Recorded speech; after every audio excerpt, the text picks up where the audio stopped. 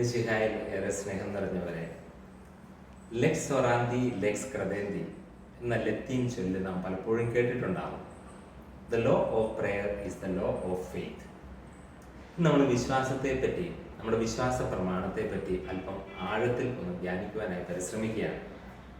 Evangelisation 2035 എന്ന ലക്ഷ്യവുമായി രാമനാഥപുരം രൂപത മുന്നോട്ട് നീങ്ങുമ്പോൾ ഇനി വരുന്ന ഓരോ വർഷങ്ങളും ഓരോ പ്രത്യേക കാര്യങ്ങൾക്കായി നാം നിയോഗിച്ച് അതിനുവേണ്ടി ഒത്തൊരുമയോടുകൂടിയുള്ള പ്രവർത്തനത്തിലൂടെ നാം കടന്നു പോവുകയാണ്.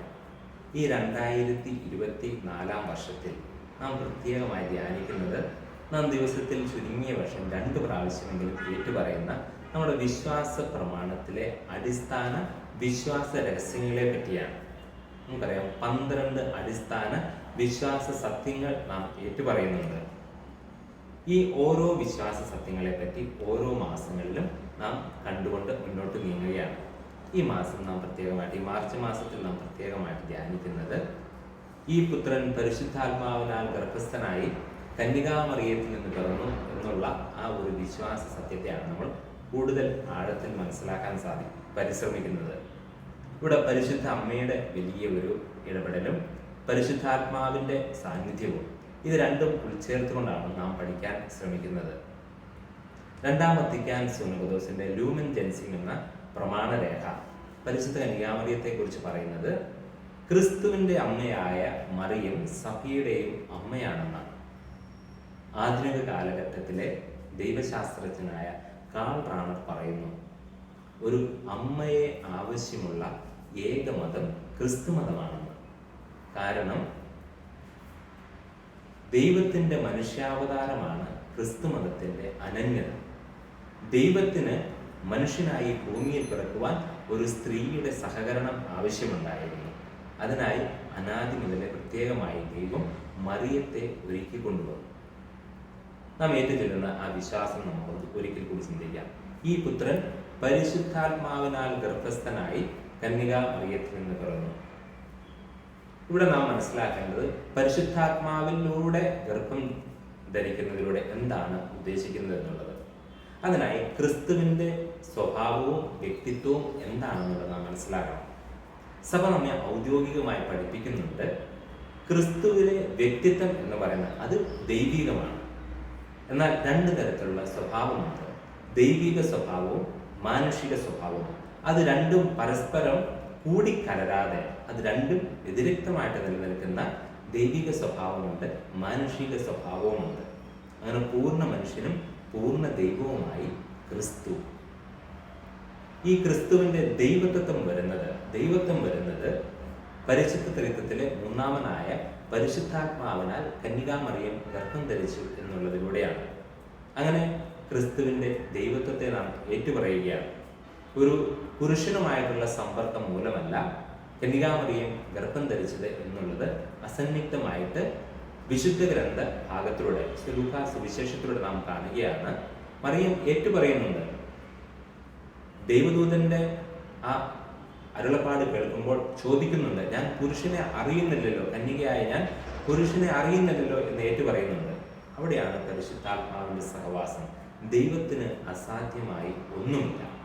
കാരണം ദൈവം ഈ ലോകത്തെ അത്രയധികം സ്നേഹിച്ചു. ഈ ലോകത്തിന്റെ വീണ്ടെടുപ്പിന് വേണ്ടി തൻ്റെ പുത്രനെ കാലത്തിന്റെ പൂർത്തിയിൽ തൻ്റെ ഏകജാതനെ അയക്കുവാനായി തീരുമാനിച്ചു. അങ്ങനെ കന്യകയിൽ നിന്നും ജാതനാവുകയാണ്. മനുഷ്യനായി പിറക്കുന്നത് കന്യകയിൽ നിന്നും. ഈ ഒരു ഗലാത്യ ലേഖനം 4-ാം വാക്യത്തിൽ നാം കാണുന്നുണ്ട്, കാലത്തിന്റെ പൂർത്തിയിൽ ദൈവം തൻ്റെ പുത്രനെ അയക്കുവാനായി തീരുമാനിക്കുകയും അത് സ്ത്രീയിൽ നിന്ന് ജാതനായി. ഈ പുത്രൻ സ്ത്രീയിൽ നിന്ന് ജാതനായി.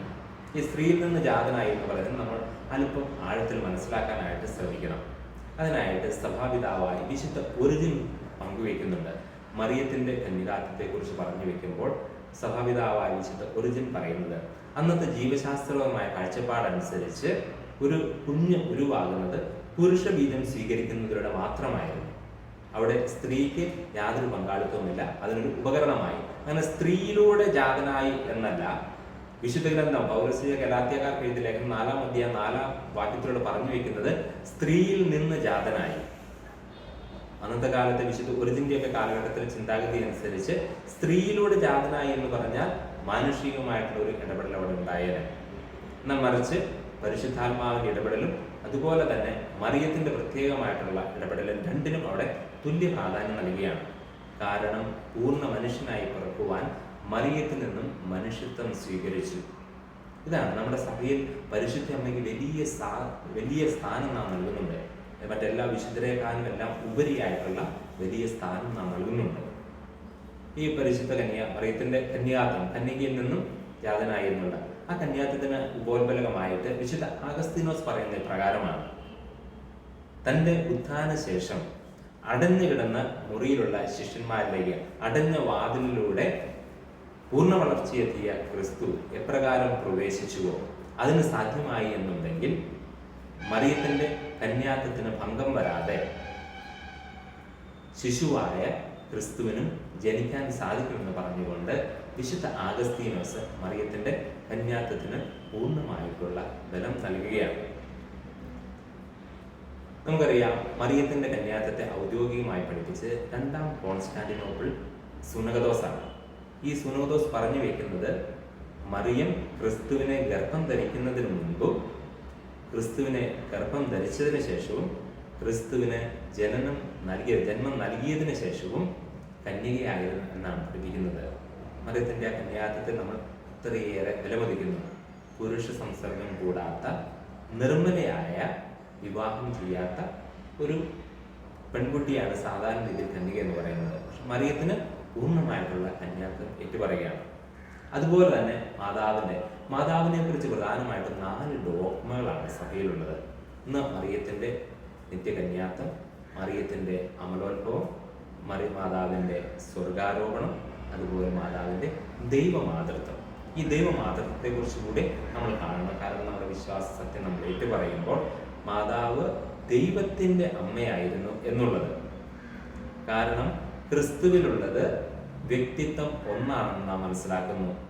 അത് ദൈവികമായിട്ടുള്ള വ്യക്തിത്വമാണ്. 2 സ്വഭാവവിശേഷങ്ങളുണ്ട്, മാനുഷിക സ്വഭാവവും ദൈവിക സ്വഭാവവും. അപ്പോൾ ക്രിസ്തു എന്ന വ്യക്തിയുടെ അമ്മയാകുമ്പോൾ ദൈവത്തിന്റെ അമ്മയായും പരിശുദ്ധ അമ്മയെ നാം മനസ്സിലാക്കേണ്ടതുണ്ട്. അങ്ങനെ നമ്മൾ ഈ വിശ്വാസ പ്രമാണം നമ്മുടെ അനുദിന ജീവിതത്തിൽ നാം ഏറ്റുപറയുമ്പോൾ ഇങ്ങനെ നമ്മൾ ദൈവത്തിന്റെ അമ്മയായ മാതാവിനെ കുറിച്ചും അതുപോലെ തന്നെ ക്രിസ്തു പൂർണ്ണ ദൈവവുമാണെന്നുള്ള ഈ യാഥാർത്ഥ്യങ്ങളും സത്യങ്ങളും മനസ്സിലാക്കിക്കൊണ്ട് നമ്മുടെ വിശ്വാസത്തിന്റെ ആഴത്തിലേക്ക് നമുക്ക് വളരാനായിട്ട് പ്രത്യേകമായിട്ട് പരിശ്രമിക്കാം. ദൈവം എല്ലാവരെയും സമൃദ്ധമായിട്ട് അനുഗ്രഹിക്കട്ടെ. നമ്മുടെ ഇവാഞ്ചലൈസേഷൻ 2035 പോകുമ്പോൾ ക്രിസ്തുവിനെ അറിയാത്തവരുടെ ഇടയിലേക്ക് ഇറങ്ങി ചെല്ലുവാനും ഏക സത്യ ദൈവമായ ക്രിസ്തുവിനെ കുറിച്ച് മറ്റുള്ളവരോട് പ്രഘോഷിക്കുവാനും ഉള്ള ആ കഴിവും പ്രാപ്തിയും ദൈവാനുഗ്രഹം നേടുവാനായിട്ട് നമുക്ക് ഒരുമിച്ച് പ്രാർത്ഥിക്കാം, പരിശ്രമിക്കാം. നമ്മെല്ലാവരെയും ദൈവം സമൃദ്ധമായിട്ട് അനുഗ്രഹിക്കട്ടെ.